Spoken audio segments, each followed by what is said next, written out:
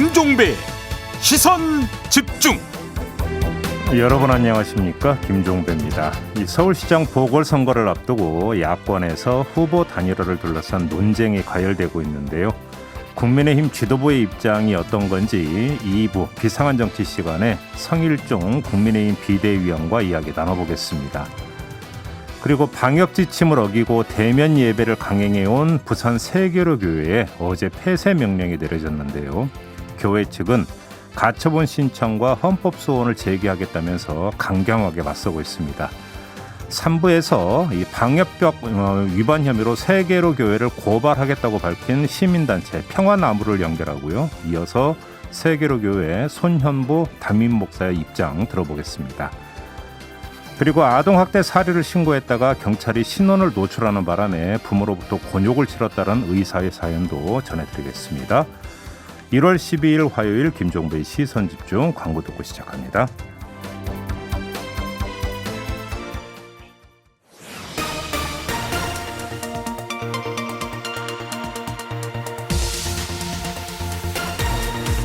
매일 아침 꼭 챙겨야 할 뉴스 딱 3개만 골라서 깊게 들여다봅니다. 뉴스 세계 시간인데요. 오마이뉴스의 곽우신 기자 모셨습니다. 어서 오세요. 네, 안녕하세요. 그리고 박지훈 변호사 모셨습니다. 어서 오세요. 안녕하십니까? 네.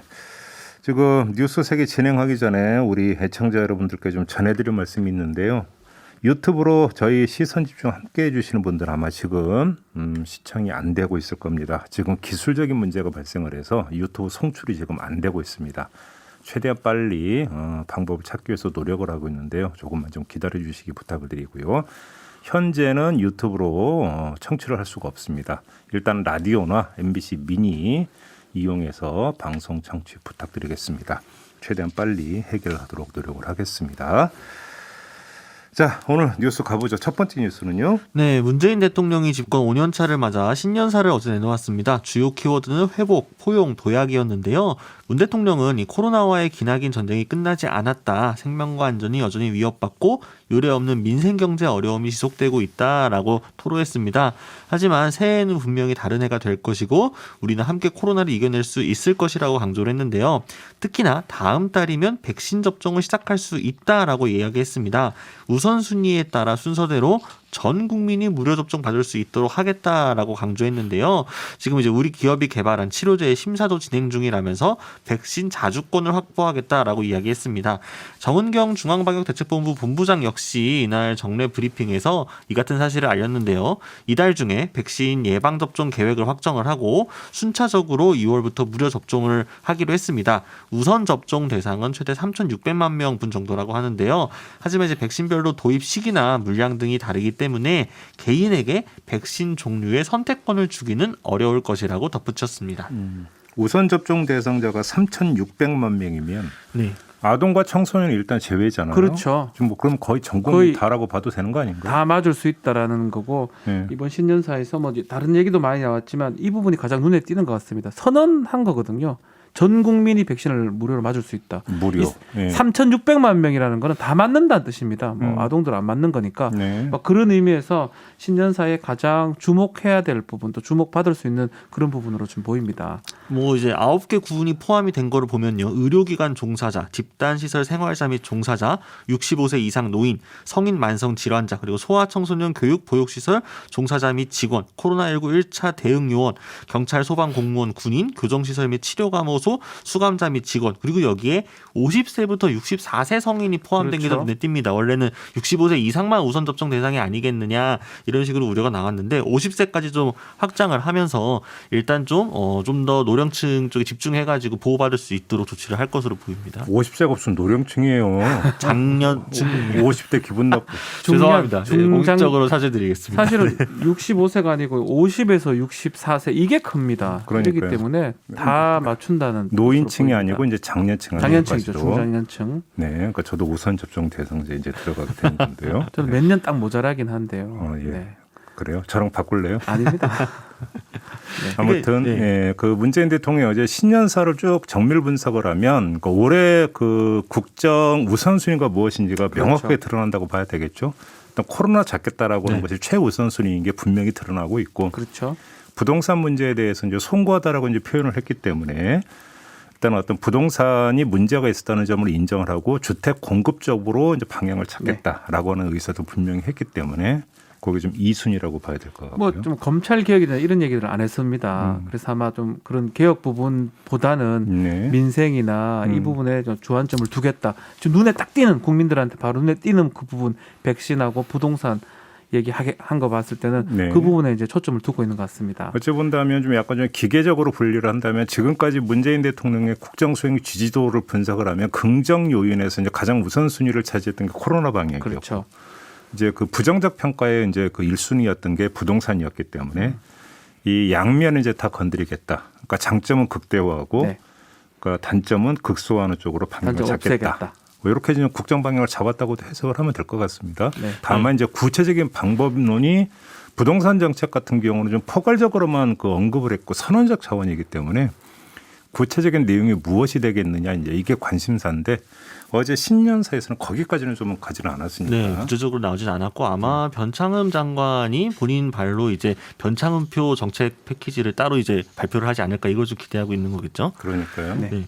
그리고 어쨌든 백신 예방 접종 계획이 이달 중에 확정된다고 하는데 이 내용을 좀 살펴봐야 전반적인 올해 이제 뭐 방역이라든가요, 뭐 이제 백신 접종의 순서라든가 시기를 대략적으로 시민 개인들이 가늠할 수 있을 테니까요.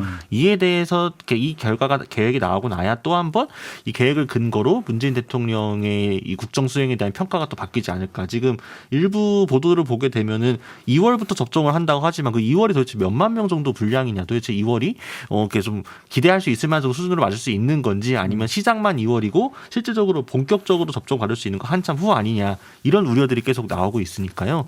이게 좀 일단 계획이 나와봐야 좀 나올 것 같습니다. 아무튼 생각이. 근데 이제 문제는 이제 그 최초 접종 시점도 중요하지만 아무튼 그 전 국민 한 70% 정도가 이제 그 백신을 맞아야 집단 면역이 형성이 된다고 하니까 제가 볼 때는 이제 70%까지 도달하는 시점이 언제냐 네. 이게 기준점이 사실은 돼야 될 거라고 생각을 해요. 하반기는 돼야 될 것 같아요. 그거는 뭐 그러니까요. 물리적으로 봤을 때도. 네. 이제 그런 거는 사실 우리나라만 아니라 모든 나라가 마찬가지가 되겠죠. 뭐 프랑스 같은 경우 접종률이 너무 낮아가지고 지금 네. 난리도 아니거든요. 그러니까 이제 다른 나라들 같은 경우에는 백신에 대한 불안감이라든가 공포감이 좀 이렇게 조장되는 부분이 있다 보니까 정부 당국에서 좀 의도적으로 추진하는 거에 비해서 너무 지금 접종률이 안 나오고 있거든요. 그렇기 때문에 약간 좀 거부하는 느낌도 있어가지고 오히려 지금 확보해놓은 백신이 유통기한 전에 다 맞을 수 있겠느냐라는 걱정까지 하고 있다고 하니까 네. 좀 상황이 좀 많이 다른 것 같습니다. 그러니까 이번에 저기 그 미 의사당 정관 사람 중에 한 명이 뭐 백신 맞으면 뭐 노예가 된다? 아, 저 어떻게 저런 상상을 할 수 있을까 싶은 생각이 드는데요. 맞지 말라고 하고요, 그 사람은. 그렇죠. 맞기 싫으면 맞지 말아요. 네, 자 두 번째로 넘어가겠습니다. 네, 안철수 국민의당 대표가 홍준표 의원과 만났습니다. 이들은 대한불교 조계종 종정인 진재 스님에게 새 인사차 명목으로 대구 동화사를 찾았는데요. 양측은 사전 조율은 전혀 없는 우연한 만남이라고 설명을 했습니다. 근데 이제 10분간 시차를 두고 도착을 했고요. 두 사람만 회동하는 자리는 따로 없었고 다만 이제 스님과 세 사람이 있었던 면담은 비공개로 진행이 됐습니다.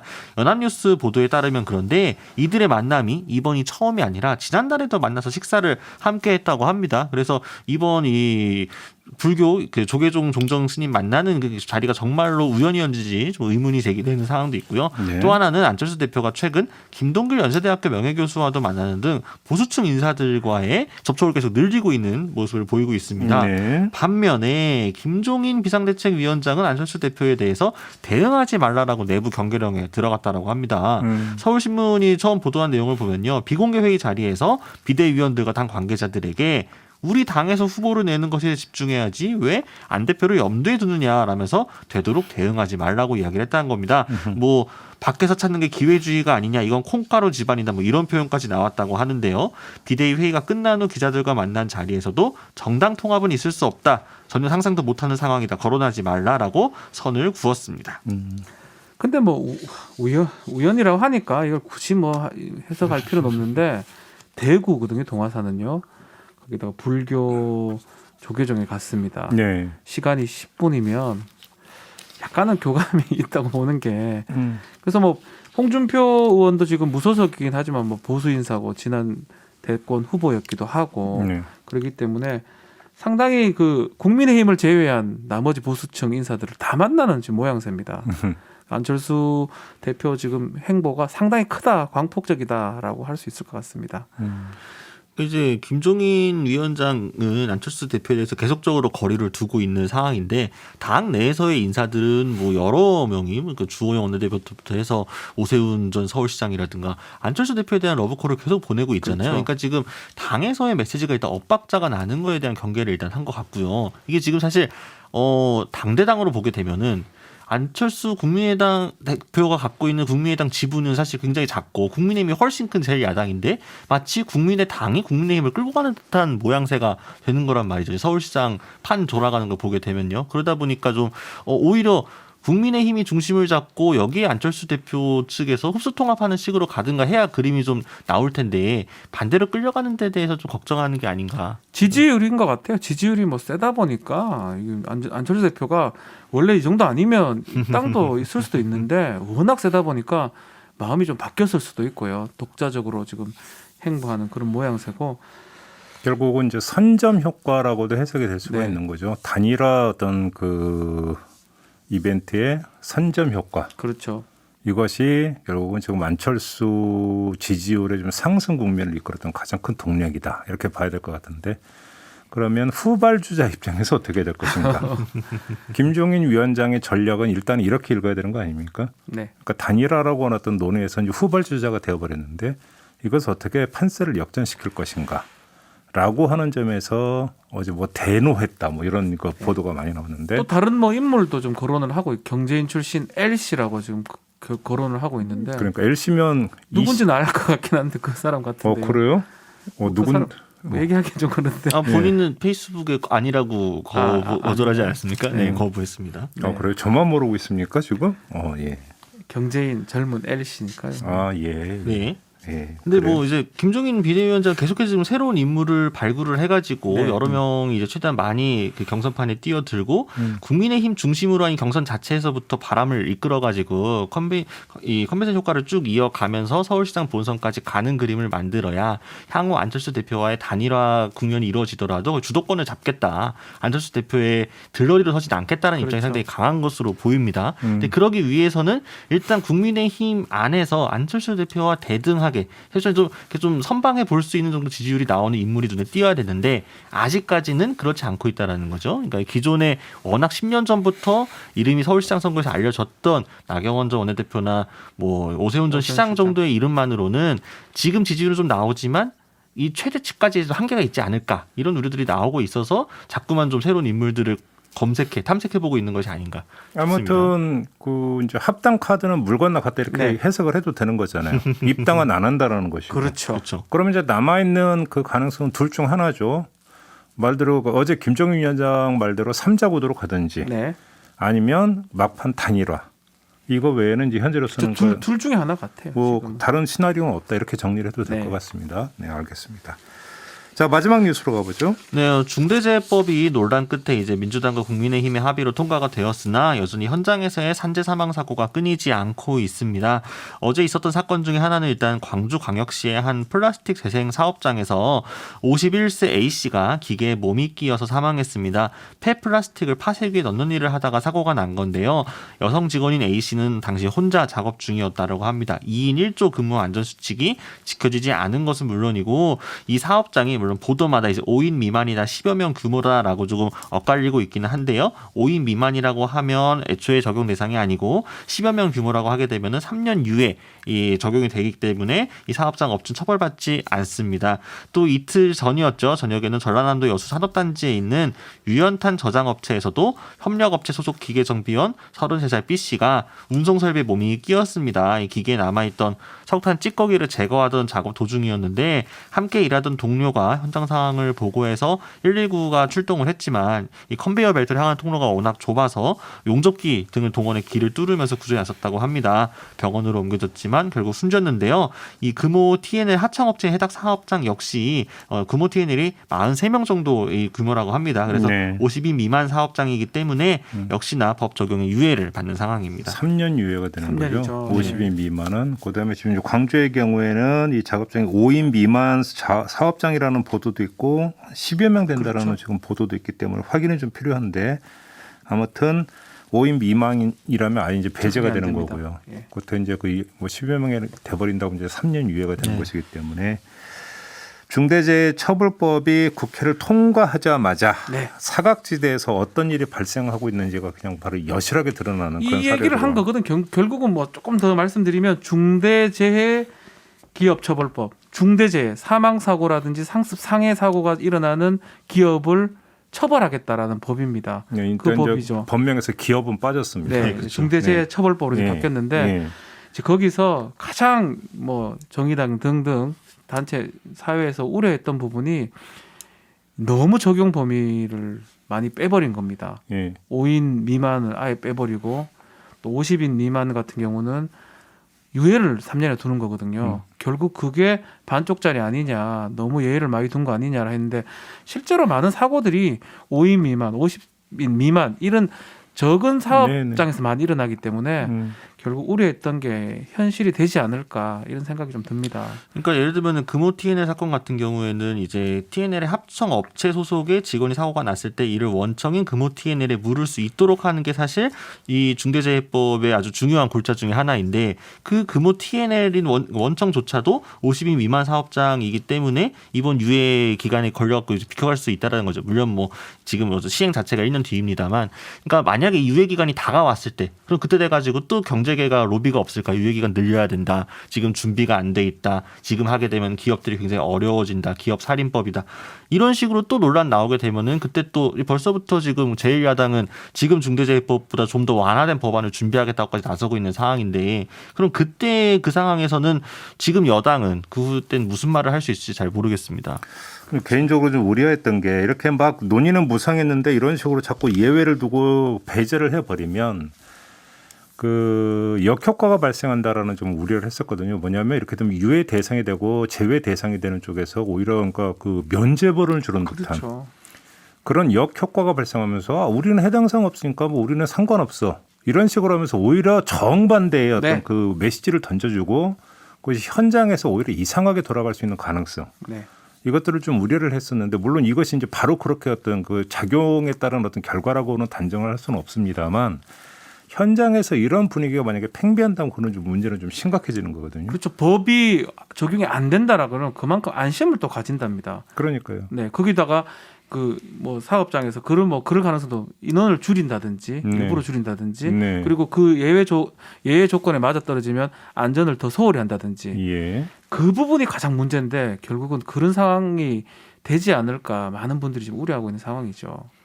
예전에 이제 비정규직 보호법 관련해서도 2년 이제 계약 기간 묶어두면서 이거 이제 이상 그 이제 근무하게 되면은 그 이제 인정을 해주는 식으로 했지만 사실상 오히려 1년 12개월짜리 쪼개기 그렇죠. 계약이 늘어나게 된 거 아닙니까? 이 경우에도 결국 5인 미만짜리 그 사업장들 다 쪼개져 가지고 만들어지게 되면 다 회피할 수 있는 구멍 만들어준 거 아니냐 이런 지적이 나오고 있으니까요. 그러게요. 그러니까 좀 만약에 진짜 5인 미만 사업장이나 50인 미만 사업장에 유예 기간을 두든 적용 배제를 할 거든 좀 열어두는 부분이 있다고 하면은 이곳에 사고가 일어났을 경우에 그럼 어떤 식으로라도 책임을 물을 수 있는지 그 부분이 같이 논의가 됐어야 되는데 마냥 풀어주기만 하고 구멍만 만들어 놓고 나서 사실은 누더기가 아니다. 이건 우리 할 만큼 한 거다라는 식으로 강변을 하게 되면 과연 그걸 어느 노동자들이 받아들일 수 있을지는 잘 모르겠습니다.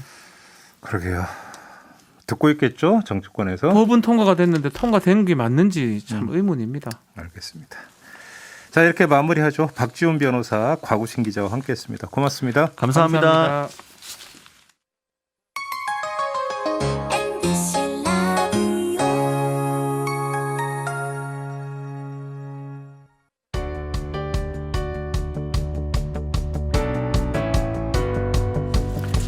네, 생소하거나 잘 모르고 넘어가기 쉬운 시사 용어들을 알기 쉽게 풀어보는 시간입니다. 신박한 시사사전 시간인데요. 소셜랩 접경지대의 조형근 소장과 함께합니다. 어서 오세요. 예, 안녕하세요. 자, 오늘 주제는 뭔가요? 예, 공매도입니다. 정확히는 주식 공매도 제도라고 해야 되겠네요. 예, 언론에서 요즘 많이 등장하는 용어죠. 공매도.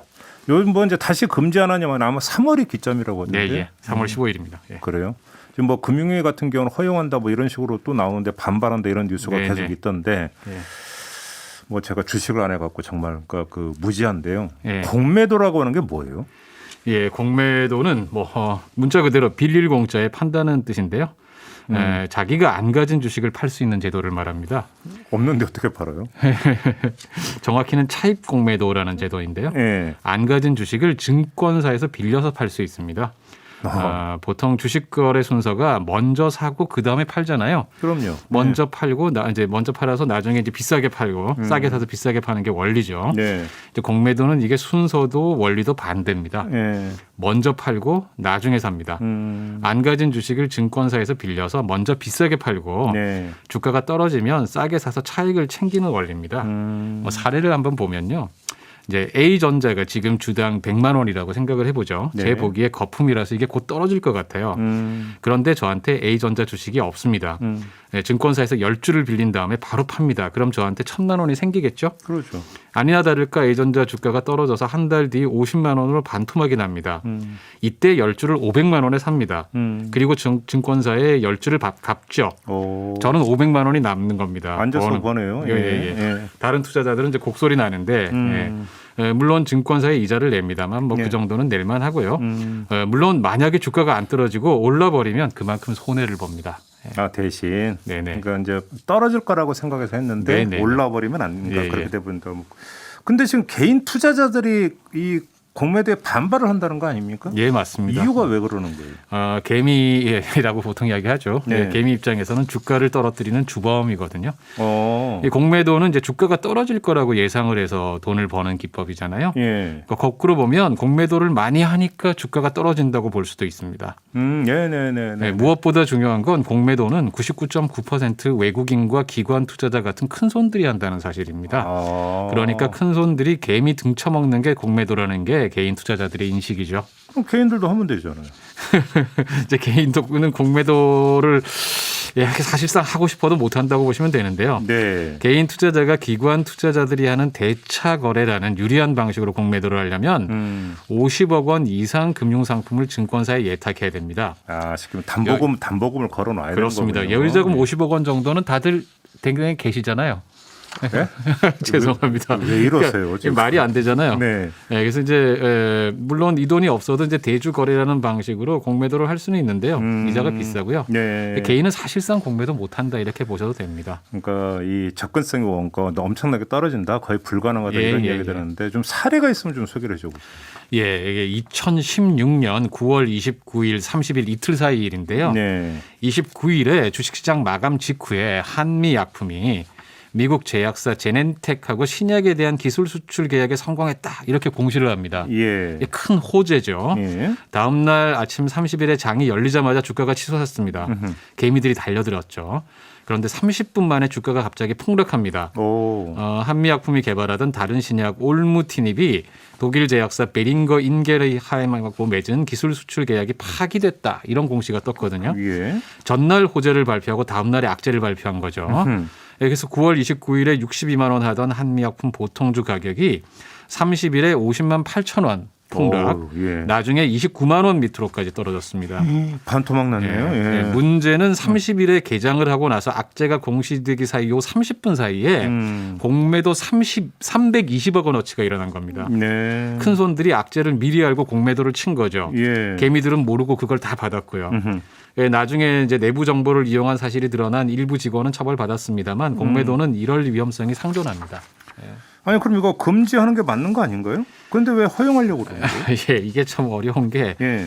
사실은 공매도를 금지하는 나라는 없다고 보셔도 되고요. 아 그래요? 예, 지난 1년간 한국이 금지한 게 예외적인 일이고요. 예. 예, 이제 주류 경제학에서는 공매도야말로 주식시장의 필수 제도다 이렇게 봅니다. 그래요? 예, 주식시장에는 살려는 사람들하고 팔려는 사람들이 있죠. 주가가 오를 것 같다고 보는 사람들은 매수세를 형성하고 예. 내릴 것 같다고 보는 사람들이 매도세를 형성하잖아요. 예. 이 매수세하고 매도세 사이에 엎치락뒤치락 실랑이가 벌어져서 주가가 오르락 내리락 하잖아요. 그런데 주류경제학에서는 이 매수세와 매도세 사이에 구조적인 불균형이 있다. 네. 이제 이렇게 보는데 오른다고 보는 사람들은 주식을 사는데 아무 제한이 없으니까 매수세 의견은 가격에 그대로 반영이 됩니다. 돈만 주면 누구든 주식을 살 수 있고요. 그렇죠. 돈 없으면 빌려서 살 수도 있고요. 예. 또 사실은 증권사에 증거금들 걸어놓고 다들 빌려서 투자합니다. 반면에 매도세 의견은 그렇지 않다는 겁니다. 주가가 내릴 거라고 보는 사람들은 이미 자기 주식 팔았겠죠. 그렇죠. 계속 보유하는 사람들은 안 내릴 거라고 보겠죠. 예. 반면 주식은 없는데 이 주식이 내릴 거다라고 보는 의견은 주가 형성에 반영될 길이 없다는 겁니다. 그건 그냥 구경꾼의 관점인 거죠. 예. 예. 그러니까 이렇게 매수세는 가격에 항상 잘 반영되지만 매도세는 잘 반영이 안 되면 주식시장에 구조적으로 거품이 낀다. 그 거품 때문에 더 큰 문제가 발생할 수 있다. 이런 말입니다. 그걸 네. 해결하는 게 바로 공매도라는 것이고요. 공매도를 인정해야 이 매수세하고 매도세 사이에 기울어진 운동장이 평평해지고 시장이 효율적으로 작동한다. 이렇게 봅니다. 그래요? 여기 좀 약간 좀 그 이해가 안 되는 부분이긴 한데 아무튼 근데 예. 지금 그 큰손하고 개미들 간에는 정보의 비대칭성도 있고 네네네네. 어차피 이거는 그 불균등 게임이 되는 거 아닌가요? 예, 맞습니다. 예. 예, 뭐 악재에 대한 정보 비대칭이라는 게 가장 심각한 문제고요. 네. 예, 게임 룰이 공정하지 않다는 거죠. 그러니까. 근데 이제 문제가 여기에 대해서 유명한 반론이 있습니다. 예. 1988년에 월스트리트 저널이라고 유명한 잡지가 예, 있잖아요. 예, 예. 여기서 침팬지하고 애널리스트 간의 투자 대결을 기획을 합니다. 여기서 침팬지라는 게 정말 동물 침팬지 예, 말하는 맞습니다. 그래서 이제 침팬지가 주식 종목과 연계된 숫자를 적어놓은 다트판에 다트를 던지게 했어요. 그래서 만들어진 포트폴리오하고 전문가 4명이 심혈을 구성해서 기울여서 구성한 포트폴리오로 14년간 투자 게임을 했는데요. 14년간이나. 예, 예. 원숭이 승입니다. 아니 월드컵에서 문어가 저기 그 예. 이기는 팀 알아맞춘다는 거 제가 외신으로 접한 바가 있긴 한데. 네, 그러게 말입니다. 원숭이가 등장했다고요? 예, 그렇습니다. 예. 유명한 사례고요. 예. 전문가들이 이제 고급 정보에 5만 차트 다 동원했는데 적고요. 오. 이게 이제 꽤 중요한 실험인 게 예. 공매도 옹호하는 효율적 시장 가설이라는 이론을 증명한 실험으로 꼽히거든요. 그래요? 예, 2013년에 노벨 경제학상을 받은 유진 파마라는 분이 효율적 시장 가설이라는 걸 제시합니다. 어떤 주식 시장이 효율적 시장이라면 애널리스트 하랩이라도 주가 예측은 불가능하다. 시장에서 장기적으로 초과 수익률을 올리는 건 불가능하다. 이런 이론인데요. 개인이든 기관이든 모두 평균 수익률에 수렴한다는 거지요. 오래 하면. 예, 왜냐하면 예. 공매도 제도 같은 게 잘 돼 있어서 호재든 악재든 모든 정보가 바로 가격 형성에 반영되고 예. 무수히 많은 시장 참여자들이 이 정보를 바로바로 이용해서 합리적으로 대응한다고 가정하면 어느 누가 특별히 유리한 위치에 설 수도 없고 모두 평균적인 수익률을 올린다는 말이거든요. 근데 아무도 특권을 누리지 못하는 이런 시장이 제대로 된 시장이라는 것이죠. 네. 공매도는 이런 시장에서 악재를 즉각 반영하는 역할을 한다. 이런 주장입니다. 그러니까 공매도 허용의 논리가 되는 겁니까? 그러면 이게? 근데 이제 이게 예. 당연히 반론이 있습니다. 예. 가장 대표적인 반론이 이제 인간의 비합리성이라는 문제죠. 일부러 차트 반대로 가는 사람들이 있거든요. 크게 먹겠다고요?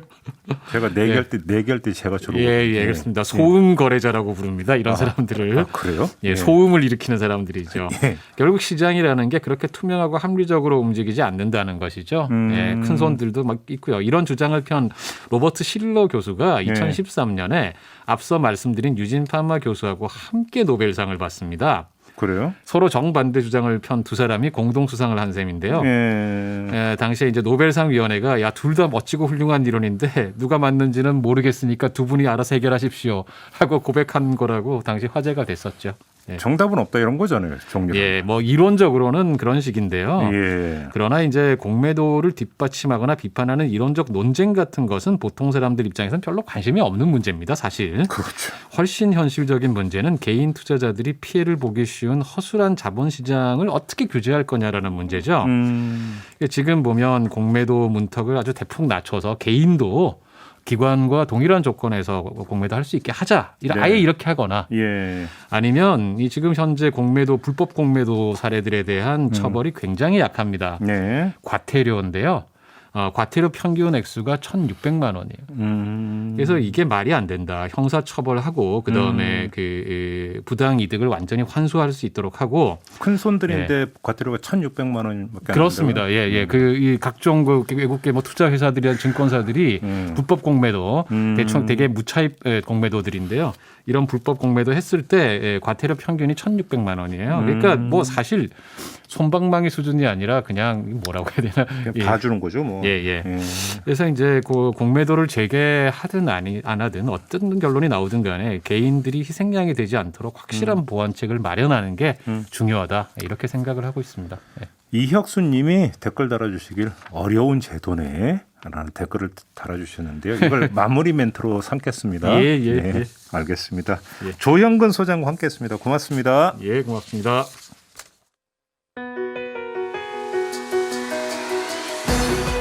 함께 가야 할 길을 묻습니다. 김종배의 시선 집중.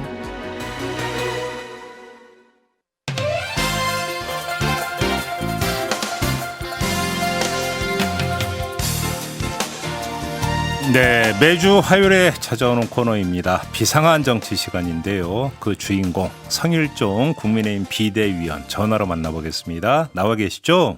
네, 안녕하십니까. 네. 성일종 의원입니다. 여쭤볼 게 참 많은데요. 자, 우선 네. 이전부터 좀 여쭤볼게요. 어제 문재인 대통령 신년사가 이제 나오지 않았습니까? 일단 총평부터 좀 부탁드릴게요.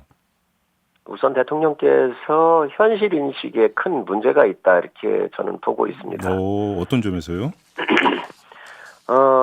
우선 회복, 도약, 포용을 키워드로 이렇게 제시하셨는데 네. 이게 굉장히 추상적인 얘기잖아요. 지금 가장 큰 문제는 먹고 사는 문제입니다. 네.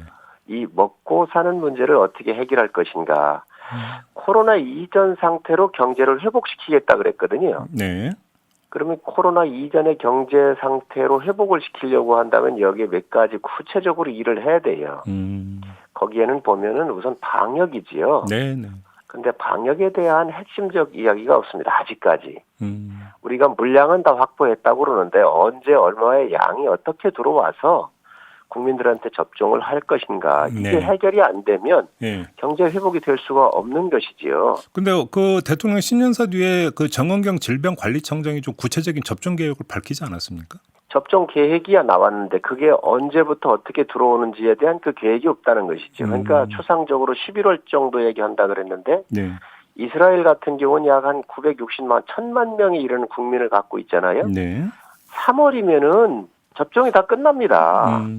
지금 42개국이 다 지금 하고 있거든요. 예. 그래서 이 우선순위는 바로 좀 늦기는 했지만 그래도 3, 4, 5월 이렇게 짧은 기간 동안에 빨리 좋은 백신이 들어와야 되는데 이거에 대한 것들이 없이 어떻게 코로나 이전 상태로 이 회복을 하겠다라고 얘기할 수가 있는 것인가 하는 것은 예. 상당히 좀 그 현실에 대해서 문제가 있다 이렇게 알겠습니다. 보고 있습니다. 부동산과 관련해서는 국민들께 송구하다라고 이렇게 이제 그 사과 의사를 표명을 했는데 이건 어떻게 평가를 하세요? 25번의 대책이 있었죠. 이제 결론적으로 모든 것을 규제를 통해서 수요를 억제하겠다라고 하는 게 정부의 방침이었고 예. 정책이 되어 왔었는데 이제서야 뭐 불과 1년 2개월을 남긴 상태에서 자신 있다, 안 진다 이러다가 이제 송구하다 이렇게 말씀을 하셨습니다. 네. 그래도 이분은 이 부분만큼은 그래도 말씀하신 거 아닌가 좀 생각이 드는데 그렇다고 한다면 네. 이제 공급에 대해서 문을 여신 거 아닌가요?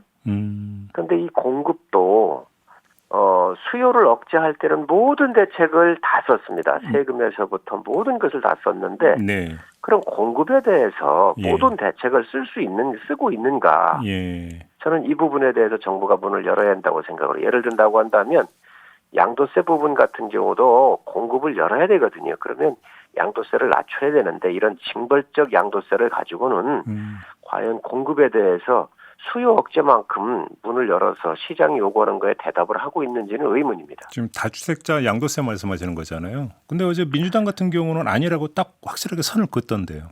그 대통령께서 송구하다 그랬는데 그거를 집권 여당이 받쳐줘야지요. 지금 특히 30대, 40대들이 한두 푼 모아가지고 집을 사는 게 꿈이잖아요. 예. 이 꿈이 지금 다 널러갔잖아요. 완전 산산이 무너졌잖아요. 그러면 이런 희망을 드리는 게 제가 볼 때는 신년의 기자회견이 돼야 되는데 그런 부분에서는 수요 억제할 때는 모든 방법을 정말 다 썼습니다. 25번을. 네. 그럼에도 불구하고 이 꿈을 되살리기 위한 그런 것들은 구체성이 굉장히 떨어진다고 보고 있습니다. 알겠습니다. 일단 어떤 평가신지 좀 확인만 하는 걸로 하고요. 좀 다음 주제로 넘어갔으면 좋겠는데요.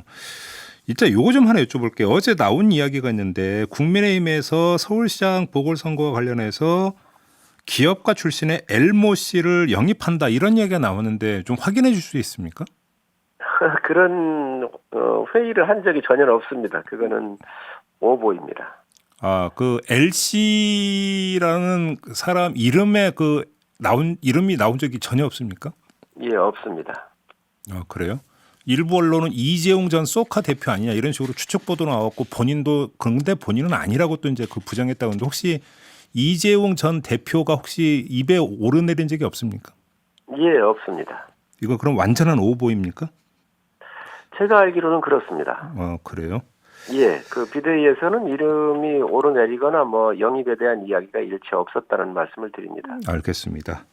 어제 하루 종일 화제가 됐던 뉴스 중에 하나가 김종인 비대위원장이 비대위 뭐 회의였었는데 이제 뭐 그 전에 티타임에서라는 보도도 있었던데 대노를 했다라는 보도가 나오지 않았습니까?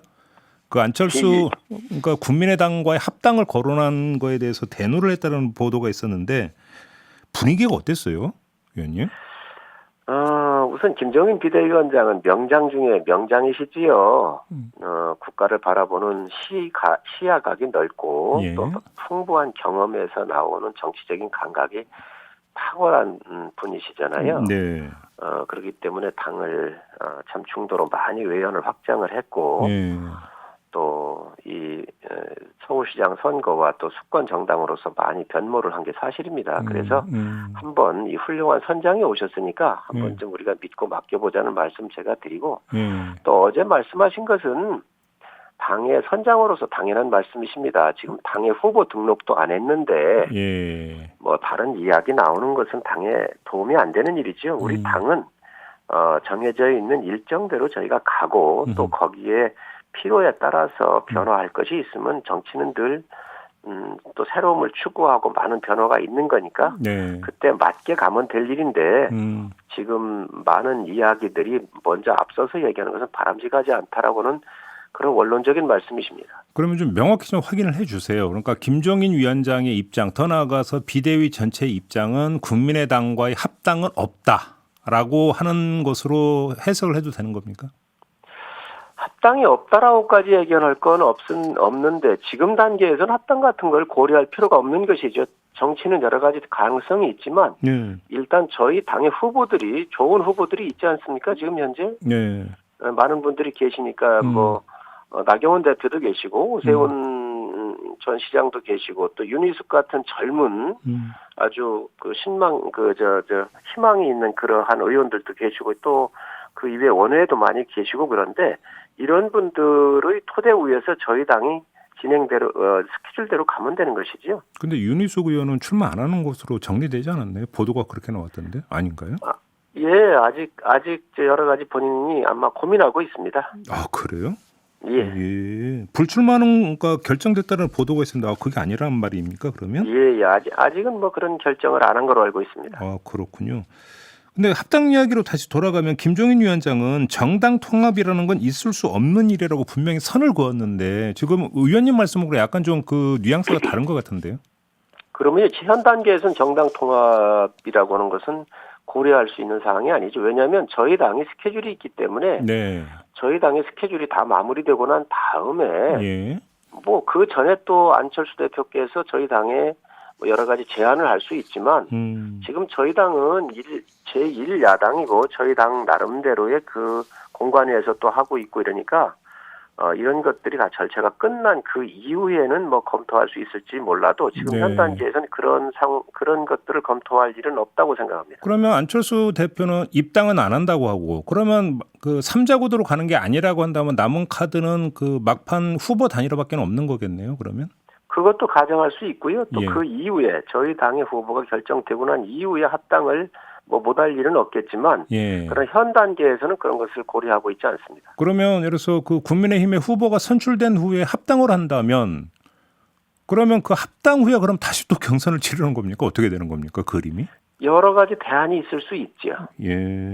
대안이라 하면 예를 들면 어떤 게 있을 수가 있는 겁니까? 뭐 후보 단일화에 대한 경우도 할 수가 있고요. 또 그때 가서 뭐 합당이 됐든 뭐해든 정치적인 판단은 최종적으로 저희 비대위원장님께서 하시게 될 겁니다. 근데 물리적으로 그게 가능한 시나리오인가요? 시간상? 그러한 문제점들 때문에 비대위원장님께서 말씀하시지 않았겠나 하는 생각을 가지고 있습니다. 그래요? 예. 지금 그 말씀은 그 예를 들어서 뭐 이론상으로 있을 수 있지만 현실적으로는 불가능하다는 뜻으로 읽히는 그 말씀이신 것 같은데. 여러 가능성은 있지 않겠습니까? 그래요? 예. 김종인 위원장은 3자 구도로 가도 이길 수 있다라고 그렇게 이야기를 했던데 정말 그렇게 믿고 계시는 겁니까? 이런 선례가 있었지요. 옛날에 조순 박찬종 당시 그 후보께서 서울시장에 무소속으로 나오셨을 때 예. 부동의 1위셨거든요. 네. 예. 그리고 조순 후보는 참 무명으로서 교수로 계셨었고요. 그때 이제 민주당 쪽에서 조순 후보를 발탁을 하셨는데 천거를 비대위원장께서 하셨다 그래요. 네. 당시 그런 말씀을 하시던데 그런 선례가 있고 하기 때문에 뭐 여러 가지 그 상황을 이렇게 보시는 그런 일련의 맥락 속에서 하신 말씀이십니다. 혹시 그 안철수 대표에게 견제구 날리기 위한 어떤 그 정치적 수사냐 이런 식으로 해석이 많이 나오던데 그게 아닐 수도 있다라는 말씀이십니까? 이 명장의 말씀이라고 하는 것이 다양한 해석을 다양한 각도에서 할 수 있도록 던지는 거 아니겠습니까? 그래도 역시 명장이시기 때문에 네. 여러 상황적 판단을 다각도로 검토하시고 보시는 저는 안목이라고 생각을 합니다. 알겠습니다. 아무튼 중간 정리라면 뭐 합당이든 단일화는 이야기는 참 무상하게 많이 나왔으나 진척된 건 하나도 없다 이렇게 정리해도 되는 거죠, 의원님? 예, 그렇습니다. 저희는 저희 당대로의 스케줄대로 가고 있습니다. 네, 알겠습니다. 다른 주제로 좀 넘어갈게요. 일단 탈당을 했는데 김병욱 의원 있지 않습니까? 예. 뭐 그 불미스러운 일이 없었다라고 하는 피해자로 지목된 그 여성으로부터 이런 발언도 나왔다고 하는데 당에서 어떻게 파악하고 있습니까? 그렇습니다. 그 해당 그 당사자께서 일체 불미스러운 일이 없었다. 그 사실관계조차도 확인되지 않은 일방적인 허위사실 유포로 인해서 고통받고 있는 본인의 입장을 좀 이해해주고 생각해달라. 네. 그 억측을 자제해달라고 하는 어제 입장문이 나왔고요. 예.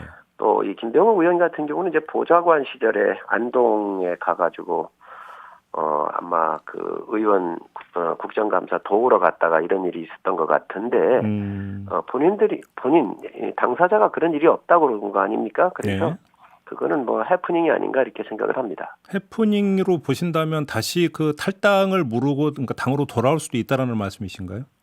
본인께서 지금 고발을 했기 때문에 네.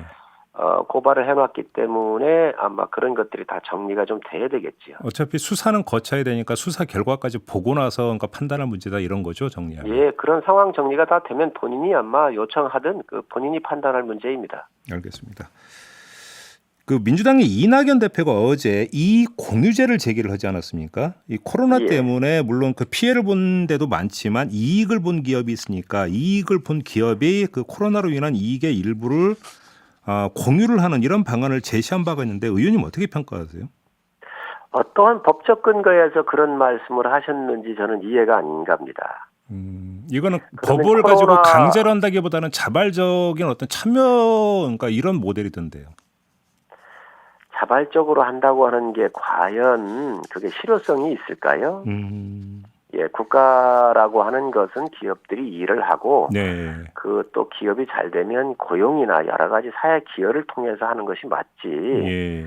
또 이득이 많이 나게 되면 예. 또 많은 인원들을 고용을 해서 소득세를 내고 다 그렇게 하지 않나. 또 기업은 이득이 많이 나면 법인세를 내고 네.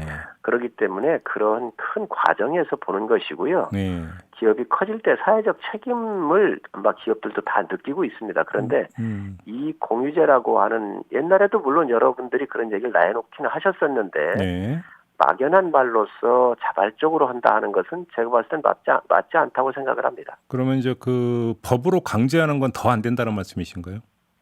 법으로 강제할 방법이 없지요. 그렇기 때문에 자발적인 것이다 이렇게 얘기하신 것 같은데 네. 그 자발적이라고 하면 굳이 뭐 말할 필요가 있을까요? 대신 이제 인센티브를 그리고 좀 주겠다라는 거죠. 그러니까. 인센티브야 지금 뭐 사회 공헌 사업이나 여러 가지 형태로서 많이 하고 있지요. 그리고 그 기업들이 잘 하면 또 이득이 많이 나면 이 협력업체라든지 특히 직원들에 대해서 인센티브나 이런 쪽으로 해서 많이 지금 현재 나눠주고 있는 것들이 추세이기도 합니다. 네.